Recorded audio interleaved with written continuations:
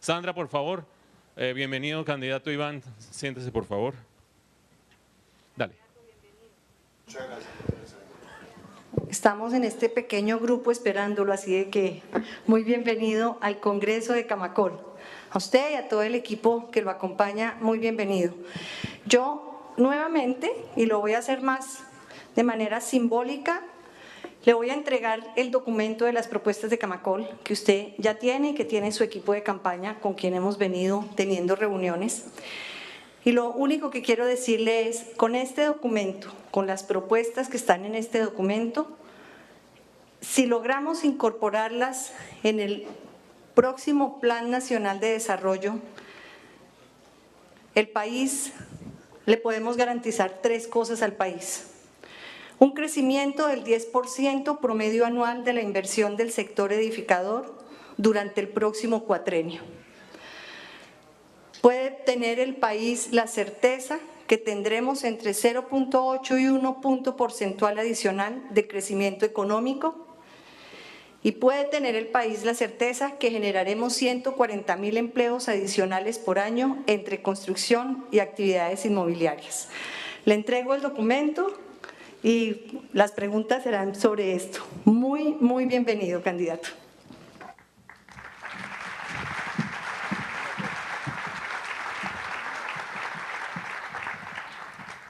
Hay unas preguntas, por supuesto, sobre lo que presentó y las propuestas que ha presentado Camacol para el próximo gobierno. Como decía la doctora Sandra hace un rato, el candidato Duque y todas las campañas conocen desde hace por lo menos 3 meses este documento. Por lo tanto, pues no es que él vaya a reaccionar aquí en frío, conoce las propuestas, las ha estudiado porque previamente en Bogotá tuvimos un foro en el que nos consta que las había estudiado juiciosamente. Pero también quiero yo que tengamos preguntas y conversaciones sobre temas que van un poquito más allá del sector, que seguramente van a ser interesantes para todo el auditorio. No sé si usted tiene, doctor Duque, una primera reacción breve sobre su visión de este sector en el próximo cuatrenio. Si quiere, no entre en el detalle que no quiere entrar y después con preguntas lo abordamos, pero sí me parece que es la puerta de entrada para esta discusión. Bueno, primero que todo, muchísimas gracias, doctora Sandra, por esta invitación. Doctor Mauricio, muchísimas gracias por moderar también este panel. Y un saludo pues muy especial a todos ustedes. Quiero de antemano pedir disculpas por la tardanza, es que la verdad esta ha sido una campaña supremamente intensa y entre los desplazamientos y las cosas tuvimos algunos percances.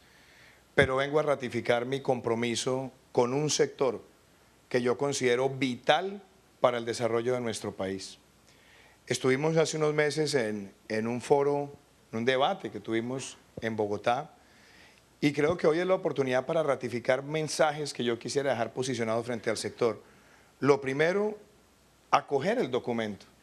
Yo creo que el documento es un muy buen marco de orientación y lineamientos para considerarlo en la construcción de un plan de desarrollo. Lo dije en aquella oportunidad y lo ratifico hoy. Y quiero también hacer una referencia a algunas propuestas que nosotros planteamos. Doctor Álvaro, me alegra saludarlo. Rompo aquí el protocolo para saludar al esposo de quien será la primera mujer vicepresidenta de Colombia, la doctora Marta Lucía Ramírez.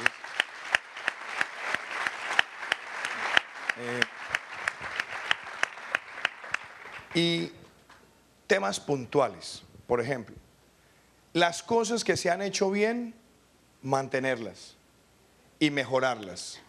Yo estoy de acuerdo y quiero ser absolutamente claro con que hay que mantener y preservar lo que ha sido el FRECH. Yo creo que el FRECH tiene unos elementos muy positivos, ministro, un saludo especial también para usted.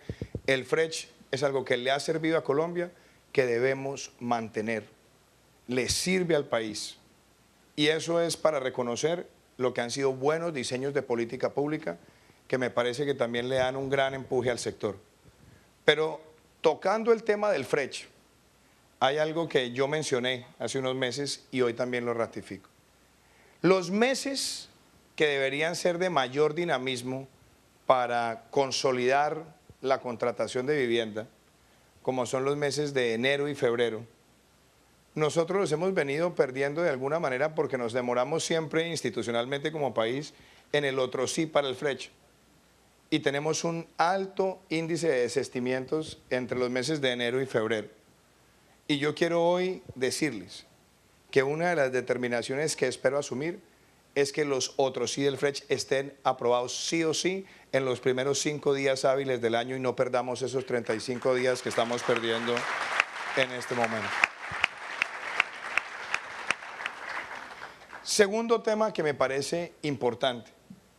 Hablemos de decisiones de carácter financiero que podrían tener un gran impacto en el país, un gran impacto en el bolsillo, un gran impacto en la inversión.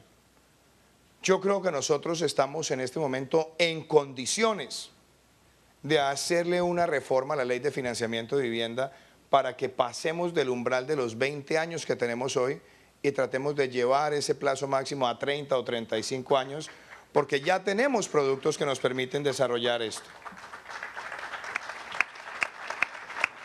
Eso tiene ventajas. Por ejemplo, ¿qué ventajas veo yo?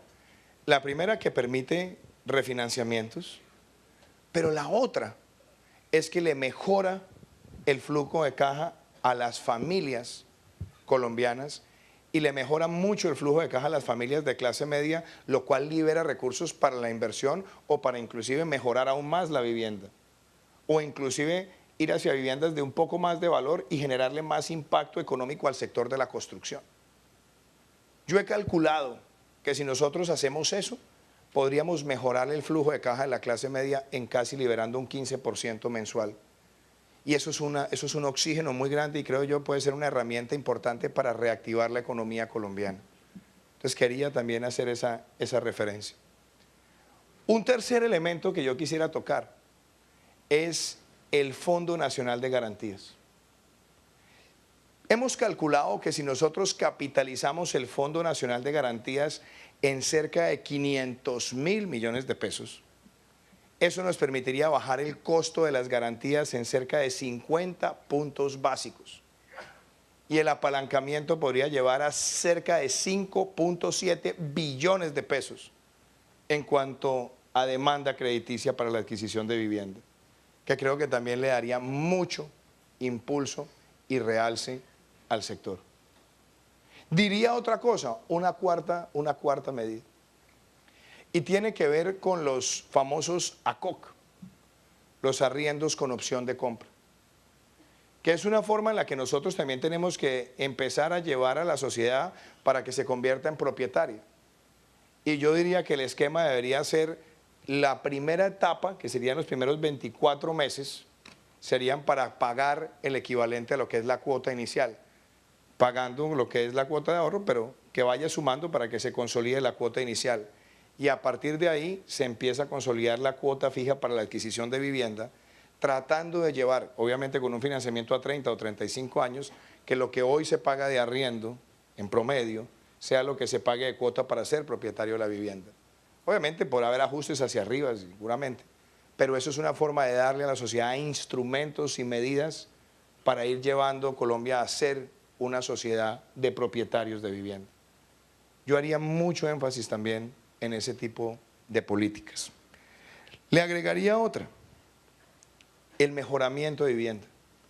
Nosotros tenemos un déficit, por supuesto, cuantitativo, que ustedes lo conocen mejor que nadie, pero también hay un déficit cualitativo. Y tenemos cerca de 3.3, 3.2 millones de unidades de vivienda que tienen déficit cualitativo, y yo creo que nosotros sí deberíamos apostarle a que en los próximos 4 años pudiéramos por lo menos hacer un mejoramiento de cerca de 600.000 viviendas en lo que tiene que ver con pisos, techos, baños, cocinas, fachadas, estructuras, y obviamente un programa de titulación y también de pronto conexión al gas y mejoramiento también de los servicios de acueducto y alcantarillado. Eso tiene un gran impacto social, tiene un gran impacto en calidad de vida y usted lo sabe muy bien, Mauricio, nos ayudaría también a mejorar sustancialmente la reducción de la desigualdad medida por el coeficiente de Gini. Y creo que también le permitiría al sector de la construcción trabajar activamente en muchas regiones del país, y de esas 600.000 sería muy importante mejorar 180.000 en zonas rurales de Colombia. Creo que también es un mensaje importante que quería compartir con ustedes. Y hay una obsesión. Yo sigo pensando que la propiedad raíz en un país como Colombia siempre es un buen vehículo de ahorro y es un buen vehículo de capitalización hacia el futuro. Y casi que voy a decir lo siguiente, y esto me ha costado a mí varios debates con algunos sectores de la tecnocracia, pero no importa, porque a veces la tecnocracia no tiene el pragmatismo y la practicidad de medir cuáles son las expectativas futuras de los individuos. Yo quisiera que los beneficios que hoy tiene el país para la adquisición de la primera vivienda se pudieran extender a una segunda vivienda como vehículo de ahorro una vez se haya amortizado el 60 o el 50% de la primera vivienda para ir generando ese estímulo de ahorro futuro. Y una meta, yo sé que lo que va a decir también es ambicioso, porque muchas personas dicen, bueno, 13.000 hectáreas, ¿dónde vamos a conseguir la tierra para los nuevos proyectos? Yo creo que nosotros deberíamos tratar de fijarnos una meta y son las 20.000 hectáreas en los próximos 4 años. Hay algunos planes de gobierno de algunos candidatos que los debatimos en aquella ocasión que hablaban, por ejemplo, Germán hablaba de 13.000, yo le dije que yo quisiera llevar la meta entre 16.000 y 20.000, porque yo creo que sí podemos hacer un esfuerzo en áreas urbanizables y hacer de pronto una mejor delimitación de los planes de ordenamiento. Y yo creo que esa debe ser la meta aspiracional. Y voy a cerrar con un tema que también es espinoso, pero me la quiero jugar con eso. Acabar con la vagabundería de los abusos en los planes de ordenamiento territorial en muchos lugares del país, donde hay una captura de alcaldes y concejales que terminan afectando estructuralmente el sector. Yo diría, doctor Mauricio, que esos son aspectos que adicionaría, algunos ya están por lo menos enunciados en el documento, algunos que le agregaría, pero que los pongo también presente porque creo que con estas medidas podemos hacer mucho para seguir impulsando el sector. Había personas que me dicen, bueno, usted haría casas gratis, y eso también lo discutimos en su momento. Yo a veces pienso que el tema de las casas gratis no debe ser tanto una meta de cantidad, a veces es mejor de pronto menos, pero de mejor calidad, y que tengan algunas soluciones más estructurales, pero la pregunta que uno se debe hacer es, ¿cuál es el mejor uso de los recursos para aumentar la cobertura de vivienda de calidad en el país? Y yo creo que hay siempre que pensar, si uno se va a gastar 4 billones de pesos en un programa de vivienda gratuita, si esos 4 billones de pesos sumando a lo que son subsidios a la tasa de interés o subsidio a la cuota inicial, ¿cuál sería el que nos permitiría tener más unidades en cuanto a cantidad? Yo siempre evaluaría cualquier decisión de esa naturaleza pensando en eso. Y creo que la propuesta que ustedes han hecho en cuanto a BIS y VIP perfectamente la podemos acoger. Y yo le diría a la doctora Sandra, agregándole estos temas, es un documento que a mí me ilustra y espero que con la ayuda de Dios y el voto de los colombianos podamos llegar al gobierno del 17 para que pongamos este sector a crecer y a producir por el país. Muchísimas gracias.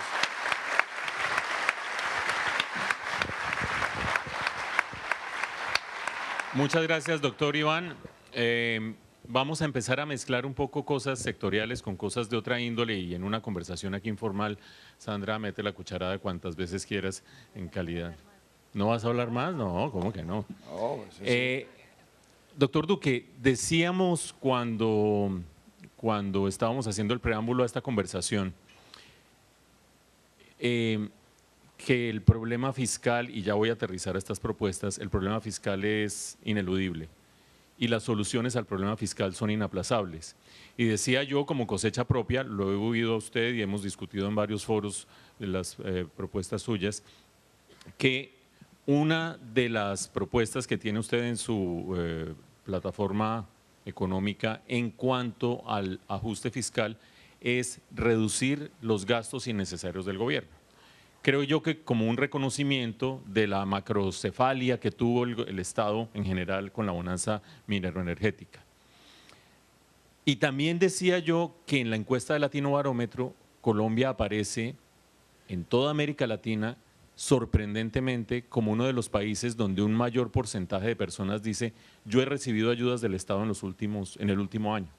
Es decir, aquí hay una buena parte de la población que ha sido beneficiada de un Estado asistencialista. Cuando usted habla de las casas gratuitas, primera parte de la pregunta, pero segunda parte de la pregunta, cuando habla de mejoras de habitación, cuando habla de mejoras de vivienda, ¿a usted le cuadran las cuentas en un gobierno que tiene que hacer ajuste fiscal y que me da la impresión que filosóficamente en el que usted quiere alejarse un poco del asistencialismo y más bien enseñar a pescar en lugar de dar pescado? Desde luego, Mauricio, y ustedes recordarán que en el debate que tuvimos hace unos meses, cuando estábamos con Germán Vargas en el debate. Y además reconociendo que Germán hizo un muy buen trabajo en su programa. Tenemos diferencias, pero hay que reconocer, había propuestas. Yo le hice a él una comparación. El programa que tenía en ese momento, él, costaba 16 billones de pesos. Y yo les dije a ustedes, yo puedo lograr solucionar más unidades de vivienda con 10.7, que sería más o menos el presupuesto que tendría el sector para los próximos 4 años. ¿Por qué? Porque definitivamente el peso, por ejemplo, del volumen de casas gratis es fuerte. Es decir, un programa de 100.000 casas gratis cuesta 4 y pico billones de pesos. O más, puede ser aún más. Entonces, yo lo que pensaba es mejoramiento de vivienda promedio, y son cifras que son muy cercanas a las que muchas personas han hablado, puede estar, pongámoslo, a 5 millones de pesos, 6, dependiendo pues obviamente del estado de la vivienda. Estamos hablando perfectamente de 3 billones de pesos, pero llegando a 5 veces el número de beneficiarios. Y nosotros estamos hablando, por ejemplo, de los ACOC. Los ACOC, ¿cuánto nos puede costar? Entonces, toda la medición de las 7 propuestas que hemos hecho acá nos permiten llegar a solucionar 1.6 millones de unidades entre mejoramiento, nuevas viviendas, sistemas de financiamiento con un número menor de recursos, casi 6 billones menos. Ahora usted me pregunta por las cifras y en eso yo quiero ser puntual y lo quiero mirar desde la perspectiva del empresario, pero también del Estado. ¿Cuál ha sido el pecado capital de los últimos 8 años en términos de finanzas públicas?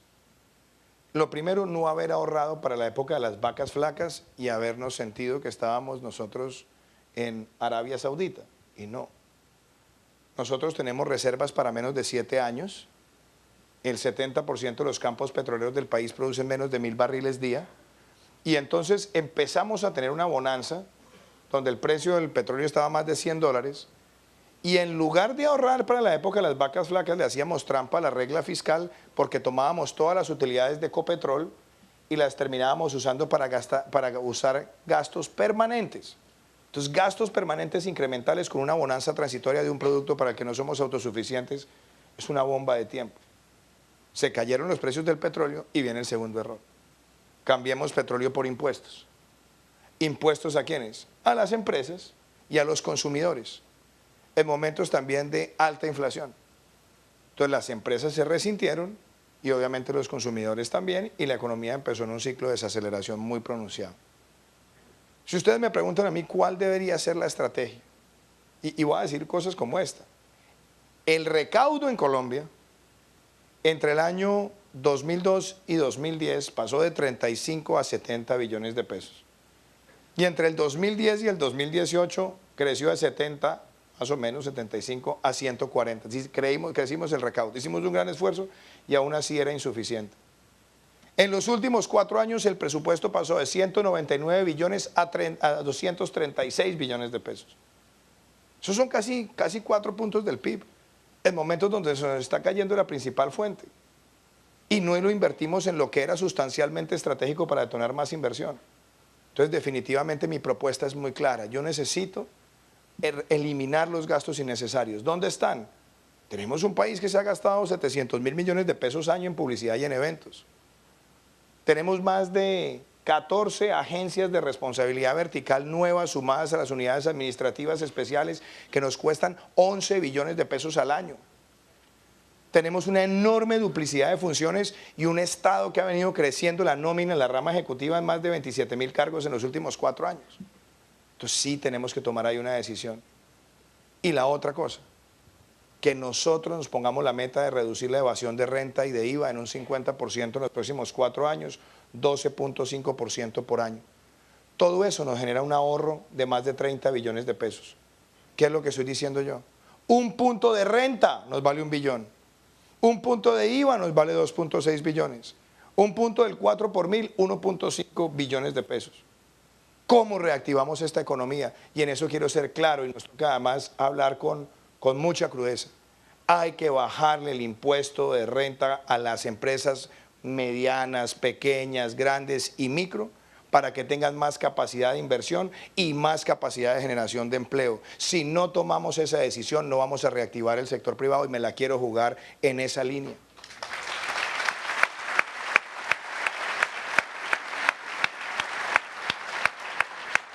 Ahora, usted me va a decir, muy bien, ya ahí lo compensó con los ahorros. ¿Cómo vamos a enfrentar los riesgos sobrevinientes? Nosotros necesitamos que este país tenga una alta tasa de inversión. Y la alta tasa de inversión también implica que nosotros podamos revisar todo el mapa de exenciones que hay y nos quedemos con las exenciones que impactan en la calidad de la inversión y en la generación de empleo.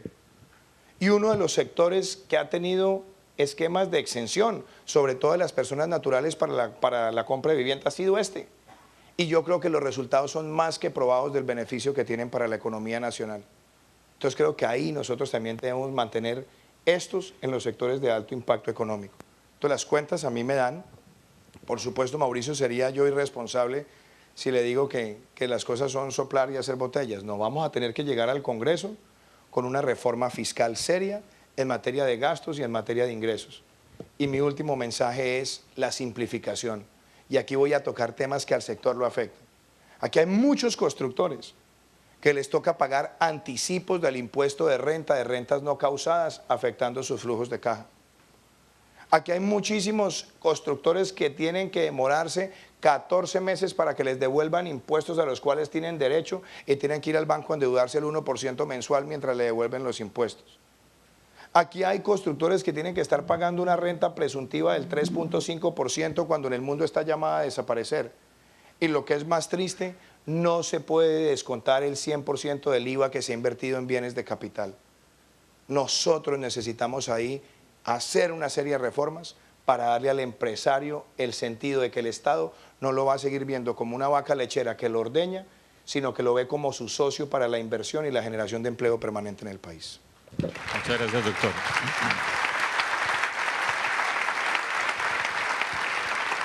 Por supuesto que de las ideas que usted ha planteado surgen por lo menos un par de interrogantes que le voy a formular. El primero de ellos tiene que ver con reducir la evasión. Y yo le quiero recordar, usted en su calidad de parlamentario en ese entonces lo recuerda muy bien, que la última reforma tributaria no suponía el descuadre tributario que tenemos, el descuadre fiscal que tenemos hoy en día, porque suponía que a medida que bajaba el impuesto de renta de las empresas, iba a ir aumentando el recaudo por la vía de una mejor gestión de la DIAN. Sabemos que ni el actual director de la DIAN, ni directores previos, se me viene a la cabeza Juan Ricardo Ortega, una persona más impetuosa y decidida que él, han logrado transformar la DIAN y han logrado reducir la evasión en este país. Entonces, mi primera pregunta de las tres que le tengo sobre lo que acaba de decir es, ¿qué lo hace pensar a usted que va a lograr bajar la evasión cuando personas idóneas, serias y de buen talante como funcionarios públicos no lo han logrado? No me ponga a mí a evaluar el grado de impetuosidad de los directores de la DIAN porque eso yo creo que no es el sentido. Pero yo creo que sí hay decisiones que son prácticas. Hablemos de la DIAN por un segundo. La DIAN como institución tiene presencia física en menos de 53 municipios del país, de más de 1000 municipios. Es decir, la presencia geográfica, y no me refiero a presencia burocrática, es la presencia física y la capacidad de gestión. Eso obviamente afecta quizás muchos de los objetivos.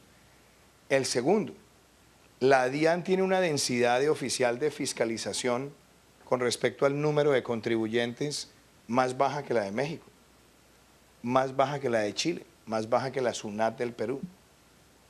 Y ahí nosotros también tenemos que decidir cómo vamos a asignar ese funcionario de fiscalización. Lo otro son decisiones que yo también quiero plantear. Por ejemplo, la facturación electrónica. La facturación electrónica es supremamente importante y voy a decir una cosa, qué importante fuera que todas las transacciones inmobiliarias que se hicieran en el país tuvieran el componente de factura electrónica, entre otras sobre todo las de vivienda vieja. Casos como este, Peñón en Girardot, yo siempre uso este ejemplo. Uno va al Peñón, muchísimas gracias, uno va al Peñón y ve unas casas que dicen se vende. Tocan a uno la puerta, pregunta cuánto vale la vivienda, le dicen 1.500, 2.000, 2.500 millones de pesos. y uno va a ver el valor catastral de la vivienda y son 400 o 500 millones de pesos. Eso simplemente para ilustrar de que se hacen muchas transacciones hipotecarias que manejan dos contabilidades, la contabilidad real y la contabilidad que está en el catastro. Si nosotros tenemos que todas las transacciones hipotecarias en el país se hagan con facturación electrónica, eso deja de ocurrir. Y no solamente deja de ocurrir, sino que contribuye positivamente en el recaudo.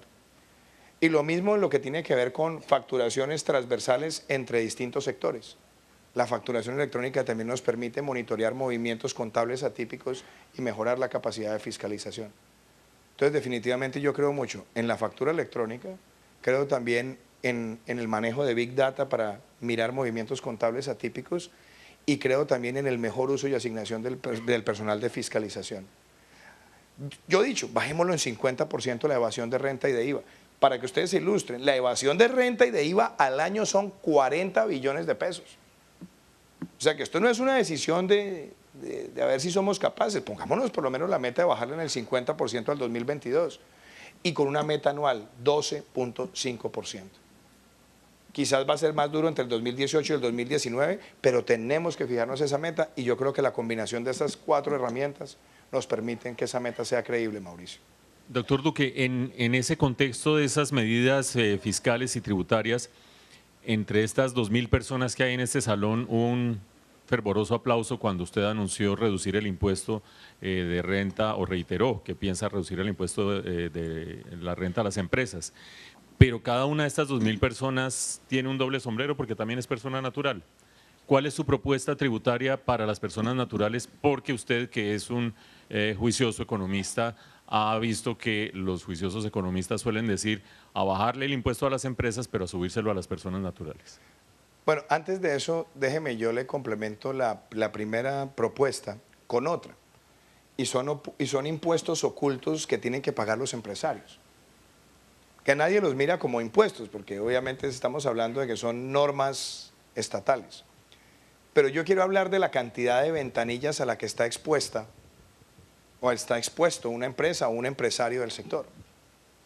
Entonces le dicen la DIAN, número 1, la UGPP, número 2, el INVIMA, número 3, las corporaciones autónomas, número 4, la Superintendencia de Industria y Comercio, número 5, la Superintendencia de Sociedades, número 6, el Registro Mercantil, número 7, y puedo seguir, y terminamos más o menos entre 14 y 15, y en algunos tienen además unas autoridades locales que son también brutalmente engorrosas. La pregunta que yo hago muchas veces en estos círculos empresariales es ¿cuánto se está gastando en promedio una empresa en llenarle papeles al Estado? En atender todas estas múltiples ventanillas.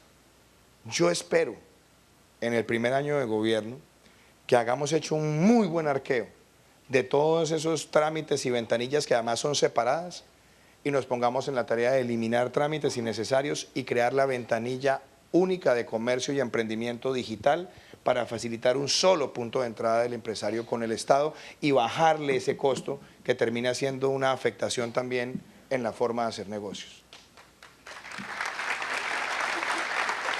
Ahora, usted me pregunta, ¿cómo es el balance de personas naturales y jurídicas? Es bien interesante porque, sin duda, hay que formalizar más la economía.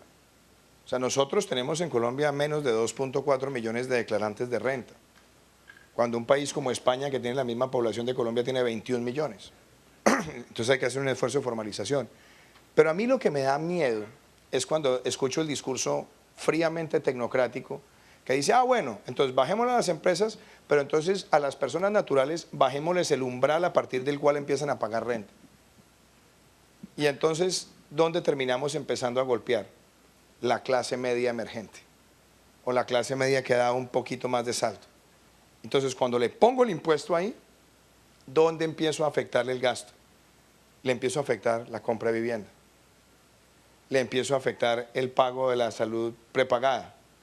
Le empiezo a afectar el pago del colegio. Le empiezo a afectar el financiamiento del carro. Entonces, lo que pareciera una gran idea es también afectar otra serie de decisiones de mercado que la clase media toma que también repercuten positivamente en la economía. Yo no pensaría en este momento en bajar ese umbral de declarantes de renta y por eso lo que yo he dicho es que esa reducción de impuestos la tenemos que hacer es con las 3 medidas básicas. La eliminación de gastos innecesarios, una reforma a la administración pública nacional que nos permita generar ahorros permanentes del orden del 5% por año, buscando eficiencias, eliminando duplicidades y mejorando la relación con los entes territoriales para no tener duplicidades administrativas, y obviamente la reducción de la evasión. Esas 3 medidas nos deberían generar esos 30 billones de pesos de ahorro y por esa vía hacer la reducción de la carga corporativa. Y en la medida que nosotros ya hayamos consolidado una clase media en cuestión de unos años, ahí ya podemos empezar a hablar si de pronto uno baja el umbral. Pero yo no lo veo viable en los próximos 4 años porque yo quiero es una clase media que se expanda y que se expanda con capacidad de pago como la que hemos propuesto también acá. Cambiar el financiamiento de vivienda de 20 a 35 años es una forma de darle una libertad económica a una familia de clase media que va a consumir más, que va a viajar más, que va a comprar un vehículo, que va a tomar mejores decisiones, y eso también nos da un gran vigor económico, doctor Mauricio. Doctor Duque, aparte de la frialdad de los tecnócratas aburridos, otros que suelen hacer esas cuentas. Usted y yo. Hemos estado. Que lo hago sin haber estado allá. No, yo sé. Los dos hemos estado allá.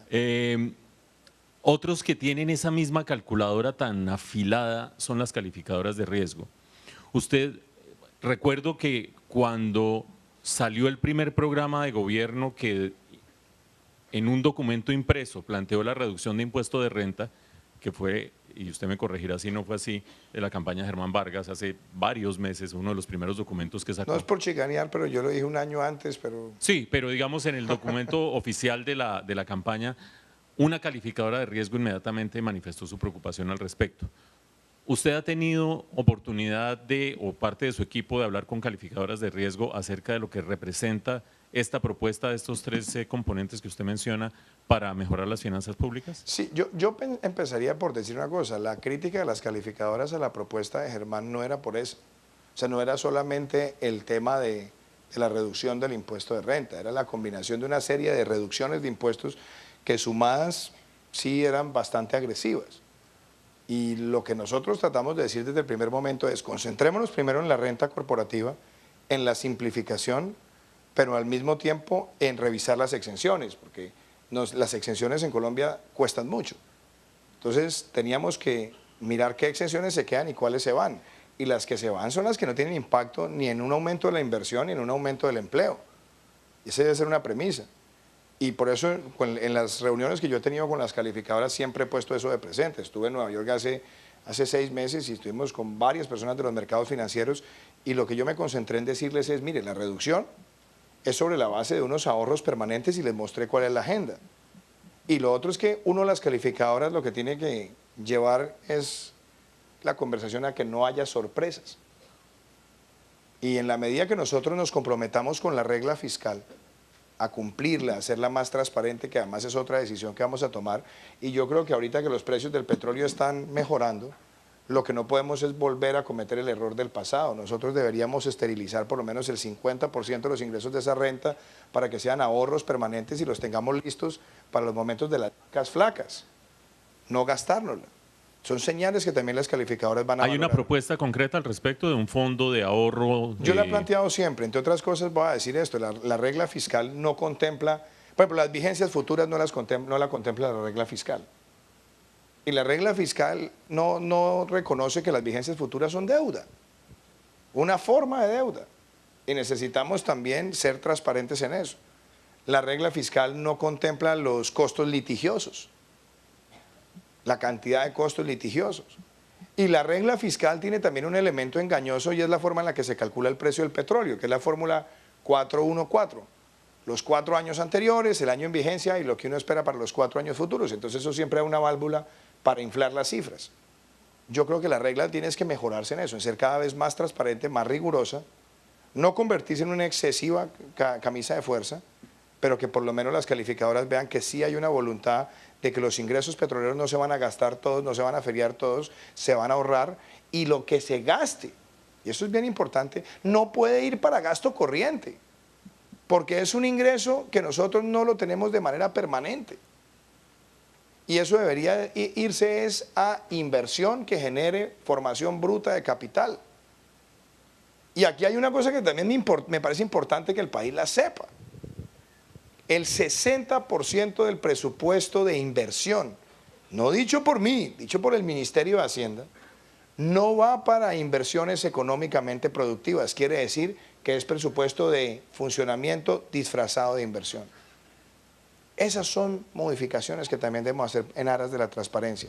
Y yo creo que las calificadoras reciben eso bien, porque lo que están viendo es, sí, un gobierno que quiere bajar una carga tributaria para generar más inversión, generar más empleo, que a su vez genera más crecimiento y a su vez va a permitir más recaudo. Pero al mismo tiempo unas decisiones administrativas transparentes con respecto a la forma en la que vamos a reducir el endeudamiento y el déficit fiscal. Doctor Duque, en estas propuestas de ajuste de gasto me salen dos inquietudes. La primera relacionada con uno de los escalafones que mencionamos del Latino Barómetro, y es la cantidad de colombianos que responde a haber recibido una ayuda del Estado en el último año. ¿Qué programas asistencialistas recortaría usted o modificaría en ese tijeretazo que usted plantea hacerle al gasto público? Vea, hay algo que es sorprendente. El costo de los subsidios en Colombia básicamente ha pasado en los últimos años de 32.7 billones a más de 75 billones de pesos hoy. Subsidios sociales, es decir, nosotros al año nos estamos gastando 5 metros de Bogotá en subsidios sociales. Ahora, esos subsidios, ¿para dónde se van? La gran mayoría se van para subsidios pensionales. De esos 72, pongámosle 30 y pico, se nos están yendo para subsidios pensionales. Y la pregunta es, ¿esos subsidios pensionales para quién se van? Y nos damos cuenta que se están yendo para las personas más ricas de la sociedad. Entonces, pesan mucho y están mal focalizados. La decisión que hay que tomar en una reforma pensional seria es que los subsidios no se vayan para los más ricos, sino realmente para quienes más lo necesitan, obviamente sin afectar derechos adquiridos y haciendo los cortes como tiene que ser. Pues esa es una primera decisión. Y la otra, que seguramente ustedes también la conocen en detalle, tiene que ver con los subsidios de servicios públicos. Los subsidios de servicios públicos también tienen unos problemas de asignación. Y esos son estudios que ha hecho recientemente Planeación Nacional, donde la gran mayoría se va para los 2 quintiles de mayor ingreso en la sociedad.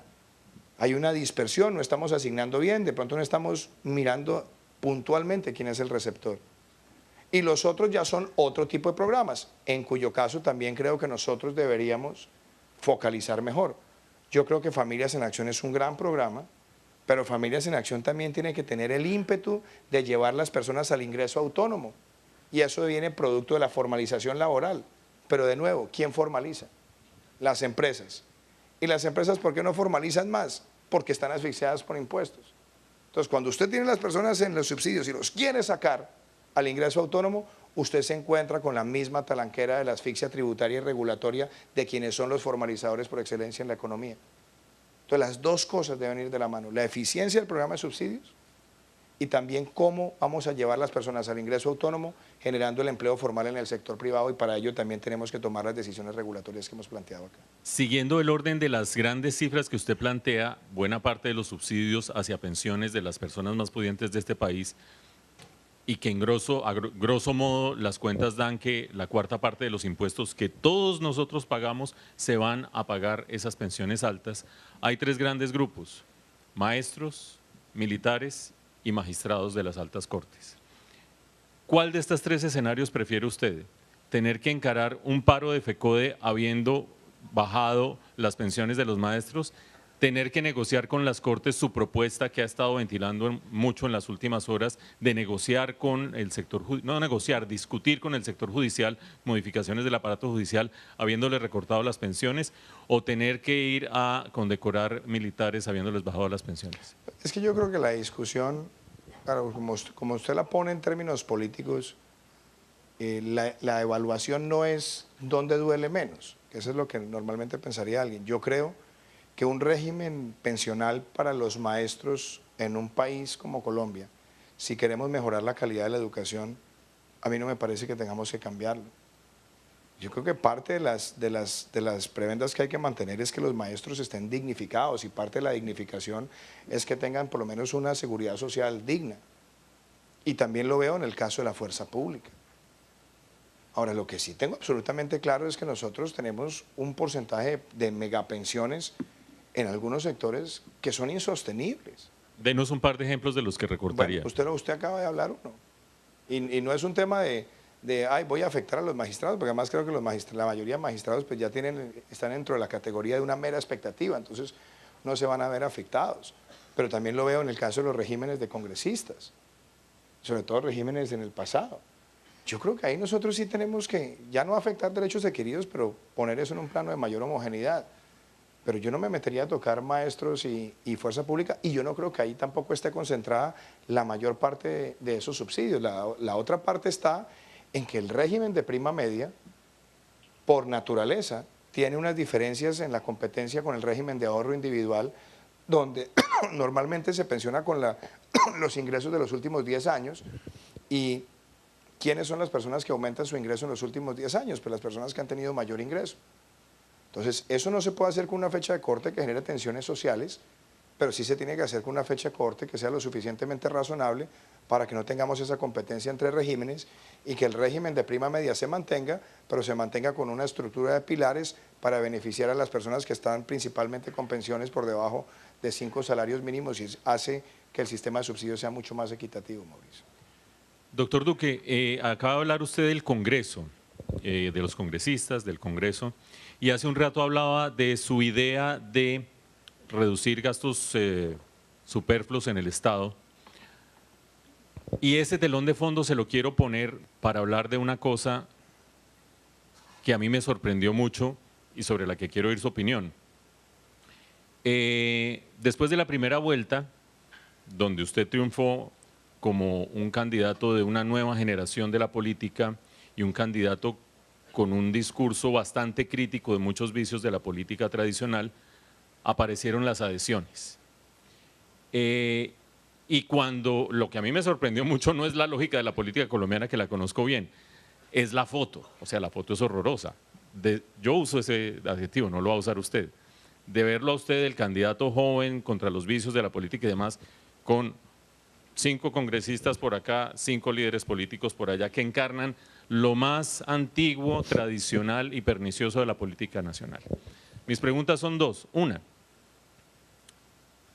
¿usted cree que esas adhesiones no van detrás de buena parte del presupuesto y las instituciones que usted está prometiendo aquí recortar, afinar y adelgazar? Número 1. Y número 2, si bien usted ha dicho que no compromete ninguna de sus decisiones ni de sus programas con esas adhesiones zumban como unas abejas, suman como unos votos, pero zumban como unas abejas.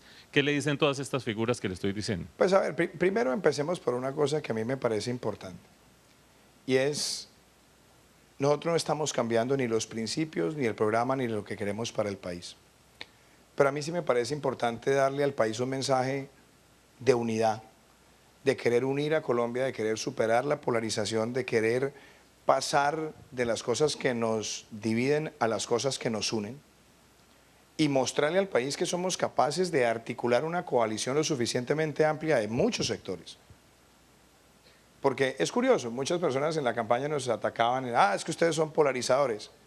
Pero entonces cuando mostramos que somos capaces de unir, entonces ya ahí viene que es que son los vicios. No, es que esta campaña no es solamente pues, de políticos. Miren, hoy recibí con mucha humildad y al mismo tiempo con una gran responsabilidad, y le digo también esto a la doctora Sandra, que por primera vez en la historia de Colombia el Consejo Gremial Nacional dijo, vamos a darle el respaldo a la candidatura de Iván Duque y Marta Lucía Ramírez. Y no es una adhesión,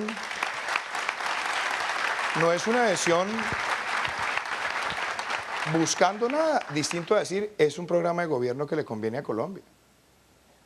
A mí me respaldó uno de los sindicatos más grandes de Colombia, Sintra Inagro. ¿Por qué? Porque cree en un programa de gobierno que lo que busca es la generación de empleo y la inversión también en el sector rural.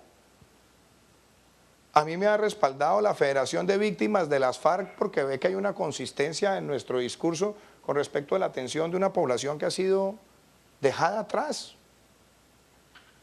A mí me respaldan personas sí, como Alejandro Ordóñez, que a alguna gente no le gusta, entiendo, y otra gente sí, pero también Angelino Garzón, que ha estado en el pasado también en sectores de izquierda, pero cree en un programa de gobierno que es coherente. Personas independientes como Jorge Mario Isman también nos están apoyando. Y así yo podría seguir listando. Lo de los partidos es por una sencilla razón. ¿Cómo el Partido Conservador se ha dado cuenta primero que Marta Lucía Ramírez, que fue su candidata hace 4 años, ha sido una líder natural de los sectores de la base conservadora que se vio reflejado en las urnas con quién están? Las bases liberales, yo tengo orígenes liberales y las bases liberales también se han identificado con nuestra propuesta, pero yo he sido claro y vertical. Yo no hago política con triquitrueques con nadie. Y si hay algún político que me quiera el respaldo, que sepa que la primera decisión que yo voy a tomar en la administración pública es que le quito a los caciques políticos el control de las entidades del Estado. Cueste lo que cueste.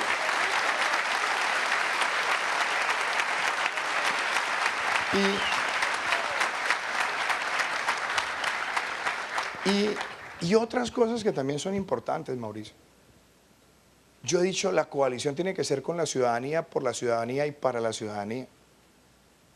Y eso es lo que nosotros estamos haciendo en este momento, recorrer el país con esa idea. Yo no quiero gobernar con espejo retrovisor. Yo quiero gobernar es mirando hacia adelante.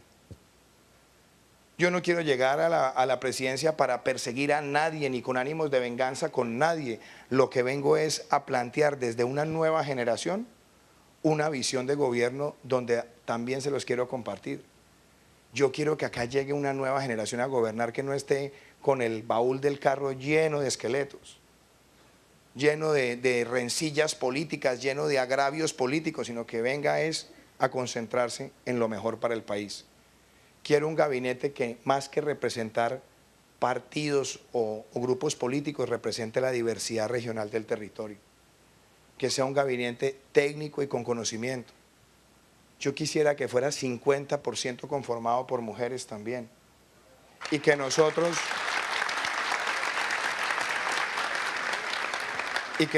le digamos al país, y ahí cierro esta intervención, Mauricio, el pacto por Colombia.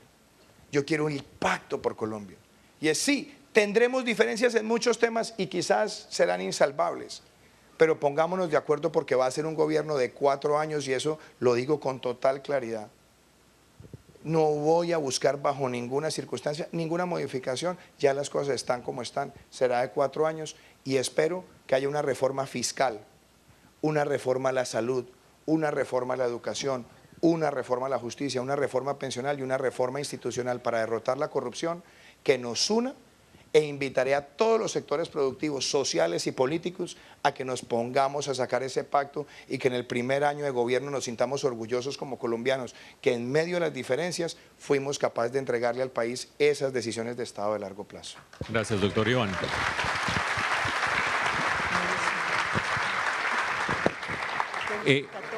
Sí, vamos a revisar algunas de las preguntas que ustedes han hecho. Le había prometido yo al auditorio que le iba a plantear una pregunta muy importante, doctor Iván. Usted acaba de hablar de aglutinar, de unir, de convocar. Si las encuestas tienen razón, y no es un mal chiste, pero los partidos del Mundial reducen un poco la participación en la segunda vuelta, probablemente su contendor tenga como mínimo 6 millones de votos, quizás siendo derrotado por usted si las encuestas tienen razón. Hay una porción no despreciable de colombianos que piensa que hay que trabajar en distribución del ingreso de manera muy seria, que hay que trabajar en distribución de la tierra de manera muy seria, que hay que trabajar de manera muy seria en el frente de la corrupción. No quiero decir que una u otra campaña tenga mejores propuestas al respecto, pero creo que esa es la sensación que está capturando esa campaña. Quiero pedirle el favor que nos cuente 2 cosas. Una, ¿qué haría usted en su gobierno para evitar que dentro de 4 años exista esa misma percepción y esa misma sensación en una porción importante de la población colombiana de que no ha habido avances ni en tierras, ni en ingreso, ni en corrupción? Y 2, ¿qué piensa usted de su contendor en este debate electoral? Bueno, usted me la puso larga y no, vea, yo puedo decirle con tranquilidad que nosotros hemos hecho una campaña decente. Una campaña decente en todo sentido. Yo nunca he agredido a ningún contendor. Nunca me he metido en lo personal con ningún contendor. Yo me enfrenté primero en una consulta interna dentro de mi partido, encuestas con la ciudadanía y con la base, y lo hice fue con el programa, caminando con el programa. Después tuve el honor de ir a una consulta popular con una persona de la trayectoria y del liderazgo de Marta Lucía y también el doctor Ordóñez. Gané y conformamos un gran equipo con Marta Lucía y seguimos caminando el país con el programa. Fui a todos los debates posibles, algunos seguramente ya la situación de la gente lo impedía, pero el país nos vio debatiendo con altura. Nunca me enfrasqué en un ataque personal, porque yo creo que nosotros tenemos que elevar la política. Y ahora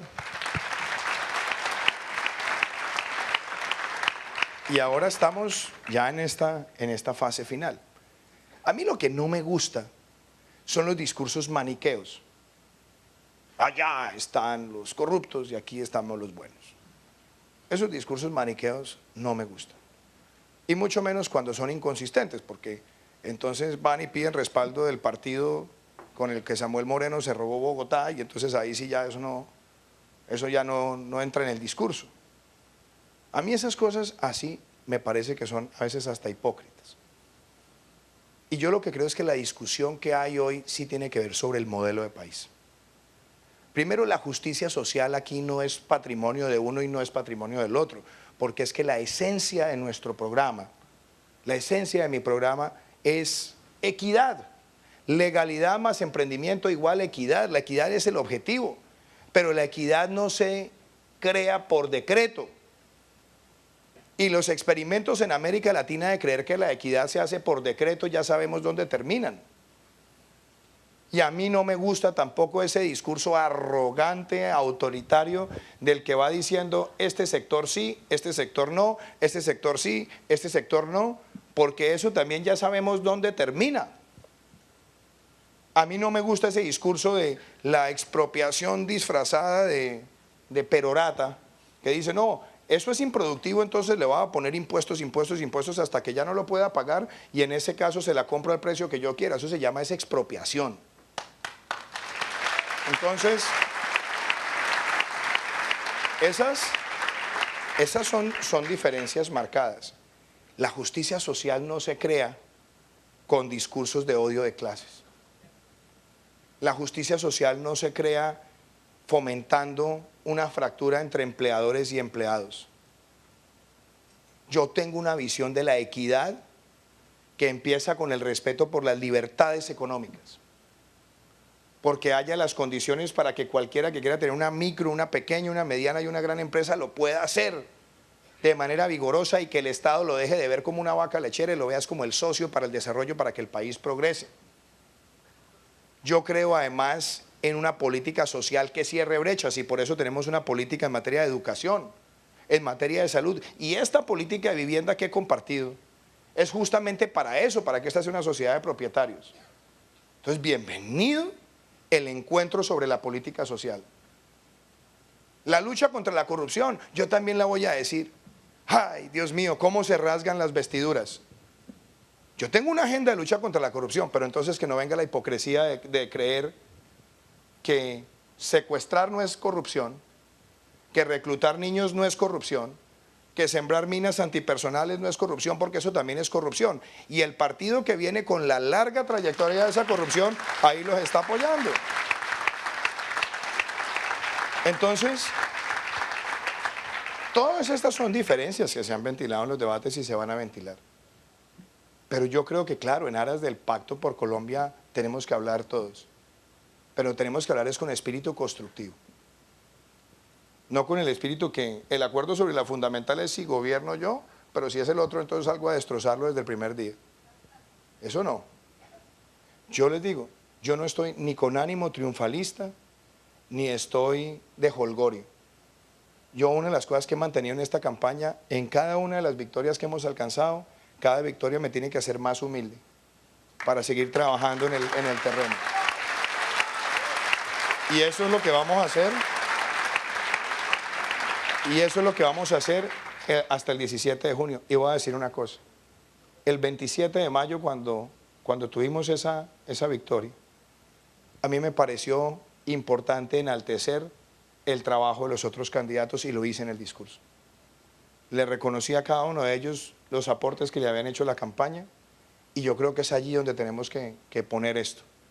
¿Cómo nos vamos a poner de acuerdo en esas cosas que nos unen y no seguir creyendo que el desarrollo está en la fórmula que llamo yo el populismo de querer comer carne y tomar leche de la misma vaca?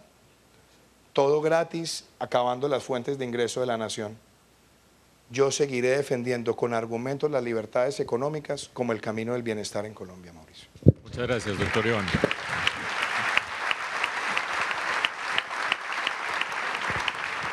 Muchas gracias, doctor Iván. Y doctora Sandra, usted ha escogido algunas preguntas del público, por favor. Vale, no, me las pasaron ya escogidas, hay 40 y pico preguntas, me pasaron 12. Voy a hacer una que no está acá. Lo siento. En aras de Pues la al fin y al democracia. cabo montó esta vaina, ¿sí o no? Sí, pero voy a hacer una que no está acá.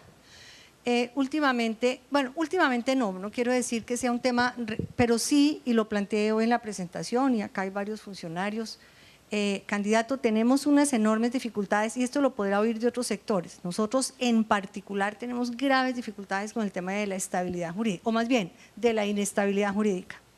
En el documento que le entregamos hoy tenemos varias propuestas, pero hay un tema que es fundamental, así como usted habla de unir, este país tiene que dejar de lado el discurso de ambientalistas y desarrollistas, porque entonces los desarrollistas, que en este sector están acá representados, los que hacen las cosas bien, el hecho de desarrollar formalmente el territorio se está volviendo una lucha y una pelea permanente con el tema del medio ambiente. Yo quisiera preguntarle, en el tema de la institucionalidad del manejo del sector ambiental, el SINA, el Ministerio de Medio Ambiente, las corporaciones ambientales, que sabemos que son necesarias, que tienen un poder enorme en los territorios para definir la información que necesitamos nosotros para hacer planes de ordenamiento realmente de calidad. ¿Cuál es la propuesta? Desde el punto de vista de la institucionalidad y si nos quiere complementar algo desde el punto de vista ambiental. Pues yo diría, doctora Sandra, que primero la pregunta es una pregunta yo creo que estratégica, porque tiene que ver con algo que a veces se olvida en Colombia y es cómo estamos planeando el desarrollo urbano, cómo estamos planeando el desarrollo de nuestros municipios. Y son municipios que han crecido exponencialmente en los últimos 15, 16 años. Por ejemplo, hace poco estuve en Fusagasugá. Fusagasugá tiene hoy 150.000 habitantes. Eso ya no es un pequeño municipio, es una ciudad emergente y en potencia. Y la pregunta cuando empezamos a ver casos de municipios así es, ¿cómo estamos ordenando el suelo? ¿Cuáles son los códigos de construcción? ¿Cómo vamos a manejar los residuos sólidos? ¿Cómo se está manejando el acceso al agua? Esa es la discusión integral que deberíamos tener en la visión de desarrollo. Y entonces, hay cosas que a uno le duelen, por ejemplo. El 76% de los municipios en Colombia no tienen planes de organización y manejo de cuencas, los POMCAS. Y si no hay un plan de ordenamiento y manejo de cuencas en el 76% de los municipios, quiere decir que los municipios están creciendo, estresando la capacidad de asignar el agua. Lo otro, los planes de ordenamiento territorial no pueden seguir siendo una caja negra donde lo manipulan algunos que cooptan el poder y terminan generando una corrupción terrible, o lo que es peor, terminan muchas veces siendo extorsivos con el sector privado para desarrollar proyectos que tienen sentido. Ahí nosotros también deberíamos tomar acciones. El SINA yo creo que el CINE, el Sistema Nacional Ambiental, tiene que mejorarse y es uno de los puntos centrales de nuestro plan de gobierno. Pero podemos tener el mejor CINE, pero si tenemos unas corporaciones autónomas regionales que están carcomidas por la politiquería y por la influencia de caciques políticos, no hicimos nada. Nos toca tomar una decisión fuerte y estar dispuesto a enfrentar políticamente, al costo que sea, la despolitización absoluta de las CAR en nuestro país. Gracias. Yo creo, y una cosita adicional, el tema del manejo de residuos, que yo creo, aprovechando la presencia también acá del ministro, nosotros hemos ido fracturando, o sea, primero se llegó en su momento a una decisión que fue polémica, que era aglutinar el ministerio, y ese aglutinamiento yo sé que fue polémico, pero miren lo que ha pasado. Curiosamente, por ejemplo, un país como Holanda, que es un país que está a la vanguardia, tiene un ministerio de hábitat, donde está el desarrollo urbano, el manejo de aguas, el manejo de residuos, el manejo del medio ambiental, todo dentro de una sola estructura de política pública. Nosotros volvimos a fracturar. Y yo creo que en esa fractura estamos perdiendo temas que son importantes para la calidad de la vivienda. Uno de ellos, el plan de manejo de residuos sólidos en el país. La pregunta es, ¿vamos a seguir de botadero en botadero para los próximos 20 años? ¿O vamos a estar dispuestos, por ejemplo, en las megaciudades donde tenemos el tonelaje de basura suficiente, de pronto decir, vamos a hacer una planta de transformación en plasma, donde podamos nosotros, así como lo tienen 17 megaciudades del mundo, entregarle esa energía convertida a la red eléctrica y además prestarle un servicio para abaratarle la energía a las clases populares de los países? Yo quiero poner esos temas en la discusión. Y yo sé, habrá cosas que nos tardarán años, pero yo sí quiero poner esos temas en la discusión, porque una de las cosas en las que me la quiero jugar es en el diseño y la buena planeación de las ciudades del futuro de nuestro país, doctora Sandra. Muchas gracias. Ahí hay muchas propuestas que le van a servir. No, yo sé, es que el documento, además le digo una cosa, hacía rato yo me había releído algunos libros, pero este informe ya me lo he releído varias veces, y creo que es un gran aporte, y de verdad no es lisonja, creo que es un gran aporte para la formulación de política pública. Muchas gracias. Tengo repetidas varias preguntas de constructores, entonces voy a coger esas. Usted ha mencionado en todos los eventos y permanentemente que mantendrá el FRESH, que es parte de los programas de vivienda, pero hay un programa de vivienda que es el que llega realmente a las familias de menos recursos, que es el FRESH para el subsidio a la tasa de crédito y el subsidio a la cuota inicial. Es un programa que está empaquetado. En su propuesta, cuando usted habla del FRESH, ¿estamos hablando también o va a considerar también el subsidio a la cuota inicial para los hogares con ingresos hasta 4 salarios mínimos? Sí, entrarían los dos, pero además voy a decir una cosa. Si nosotros logramos extender el plazo máximo de financiamiento a más de 20, o sea, más de 20 años, o a 30 o más, un poquito más, pues hombre, le damos un oxígeno muy grande también a la sociedad para volverse propietaria. Y yo creo que el subsidio, por ejemplo, a la cuota inicial ahí se nos podría abaratar también. Y eso nos permitiría llegarle a un mayor número de viviendas. Entonces las dos cosas terminan conectándose y desde luego yo creo en los dos tipos de instrumentos de subsidio, tanto al de tasa de interés como al de cuota inicial. Obviamente es mucho más barato el de tasa de interés. El de cuota inicial pues se sube y eso obviamente limita el número de viviendas beneficiarias, pero si hacemos esa modificación, yo creo que nos podría llegar por lo menos a un 30 o 40% más de unidades de las que tendríamos como está convencionalmente. Muchas gracias. Estoy tratando de barrerlas todas. Bueno, acá hay una de gabinete, usted ahí se la dejo. No. Dice, ¿quién será su ministro de vivienda? Pero esa no, esa la guardo para la próxima invitación que me hagan, ojalá después de la elección. Muy bien. Ya les dije, ¿no? La mitad del gabinete yo quiero que sea mujer, entonces pues ahí estamos considerando.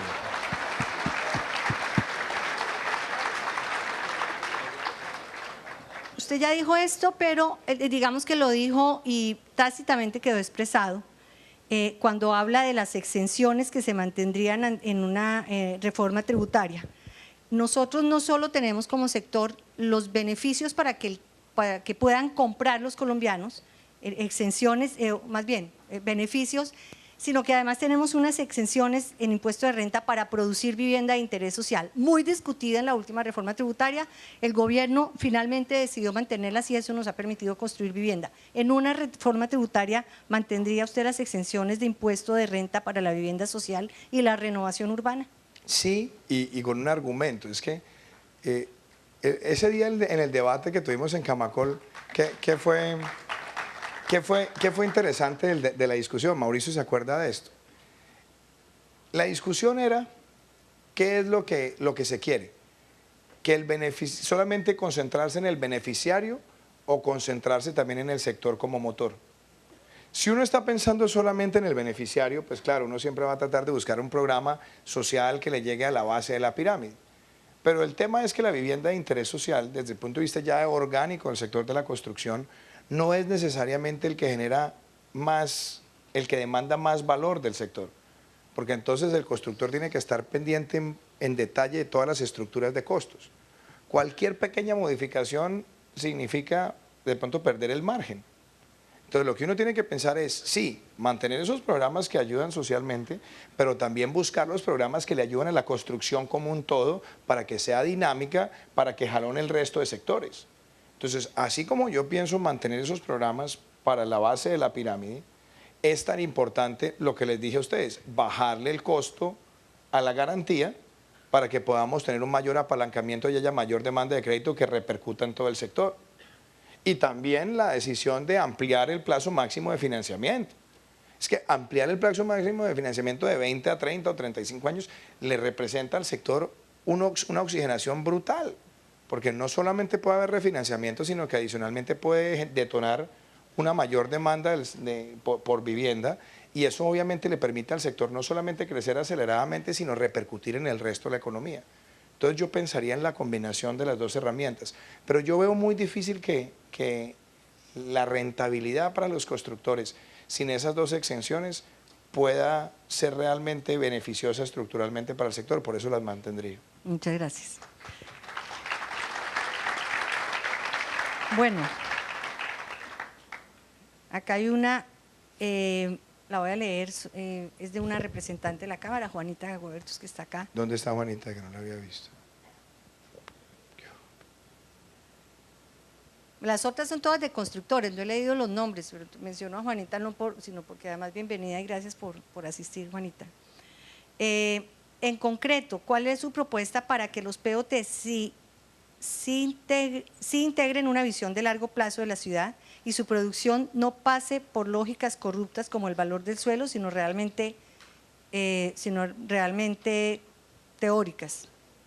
Y segundo, ¿cuál es su propuesta jurídica para la creación de Bogotá región con los municipios de la Sabana? A ver, de pronto empecemos por lo segundo. Bogotá región. Pues hoy en día Bogotá está totalmente integrada con los municipios de la Sabana.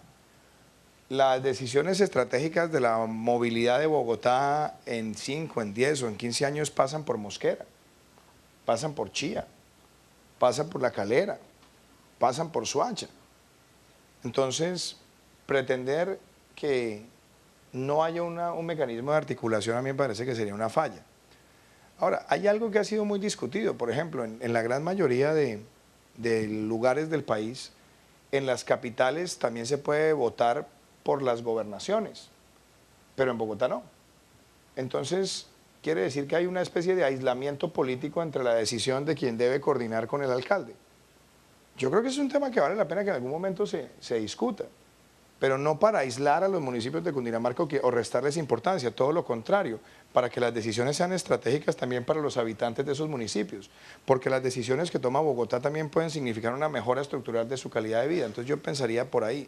Y lo otro es que hay que pensar en esa gran área metropolitana de Bogotá para los próximos años. Yo creo que la avenida longitudinal de Occidente hace parte de esa estrategia. Yo creo que el tren de cercanías hace parte de esa estrategia. Yo también creo que algunos viaductos especiales hacen parte de esa estrategia y las salidas de la ciudad hacen parte de esa estrategia.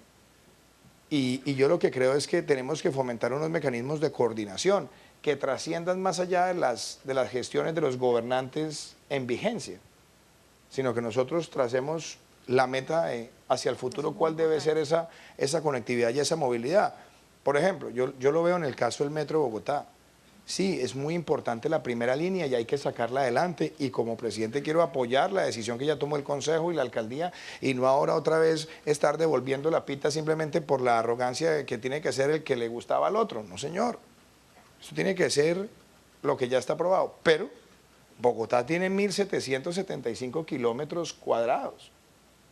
Y Bogotá no necesita una sola línea. Bogotá tiene que ir planeando cuáles van a ser la segunda, la tercera y la cuarta línea para los próximos 20 o 30 años. Y esa segunda, tercera y cuarta línea también tiene que ver con las decisiones del Gran Bogotá. Entonces yo creo que esos instrumentos de coordinación tienen que estar, y ayudaría muchísimo si logramos la participación política de los docentes territoriales también. Yo creo que esa sería la segunda parte de la respuesta. Y la primera, los POTs deberían tener unos mecanismos de supervisión, pero sobre todo los POTs deberían partir de la base de cuál es el tipo de área que queremos hacia el futuro, no ahora. Porque miren lo que ha pasado, finalmente los POTs terminan es siendo reactivos. Entonces mañana aparece alguien, un constructor con una muy buena idea, y dice, bueno, voy a comprar X número de hectáreas y vamos a hacer un conjunto residencial de estrato 6 en la sabana de Bogotá. Entonces la ciudad sigue creciendo hacia allá y sigue creciendo hacia el norte sobre la base de decisiones que son urbanísticas y otras industriales. Pero va a llegar un punto donde de pronto se van a tomar decisiones supremamente ineficientes en términos de movilidad. Lo que deberíamos decir desde ahora es invitar a los municipios a planear, bueno, ¿dónde van a estar ustedes en 5, en 10, en 15, en 20 años? ¿Cuál es el tipo de soluciones de movilidad que van a ser acordes con esas expansiones de esas construcciones de vivienda? ¿Cuáles van a ser las decisiones en términos de manejo del agua, manejo de residuos sólidos, en materia también de oferta de servicios públicos? No solamente los servicios públicos residenciales, los servicios públicos de educación y salud, porque seguimos extendiendo las ciudades lejos de los colegios, lejos de los hospitales, lejos de los lugares de trabajo, y eso estresa también ambientalmente el diseño de las ciudades. Entonces yo le diría a la representante que esos mecanismos de concertación hoy desafortunadamente no los tenemos, y si los tenemos no están articulados, hay que ponerlos en marcha. ¿Tienes otras preguntas, Sandra? Sí, ya me llegó el papelito del equipo del candidato. Ok, listo. Bueno, entonces lo que les propongo, y si a usted le parece, con su equipo yo me encargo de hacerle llegar las preguntas, después las respuestas las podemos publicar en la página. Pues espero que con la ayuda de Dios y el apoyo de los colombianos me inviten acá como presidente electo también para seguir hablando de todas estas materias. Por supuesto.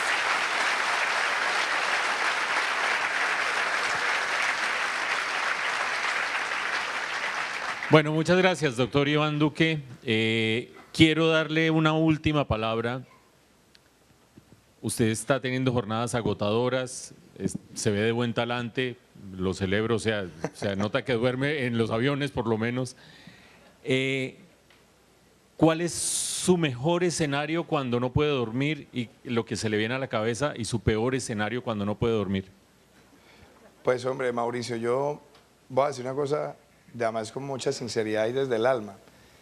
Yo soy una persona bastante espiritual, y lo que sí he hecho mucho en estas jornadas es siempre en esa espiritualidad pedir mucha sabiduría, y lo que más me motiva a mí en la próxima semana es seguir trabajando intensamente con mucha humildad y determinación para ganar, pero sobre todo en pensar ya en armar el mejor equipo posible que haga sentir a los colombianos orgullosos de un gabinete que va a unir al país pensando en el futuro.